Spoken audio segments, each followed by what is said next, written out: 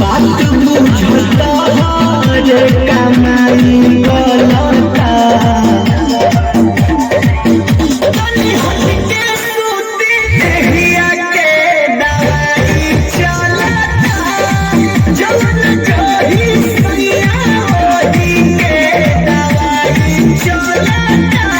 कपसूर खत्म मेरा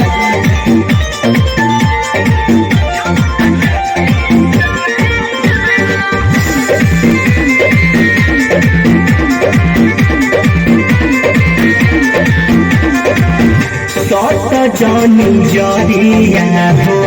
खींच जानी सरिया हो बोलो विष्णुपुर जानी कर बरिया दिया हो माया सट जानी जरिया हो खींच जानी सरिया हो बोलो विष्णुपुर जानी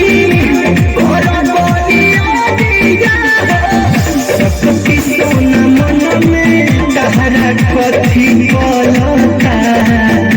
बताओ तनी हटके सूती देहिया के दवाई चलता जवन जही सैया ओही के दवाई चलता। कहा रिएक्शन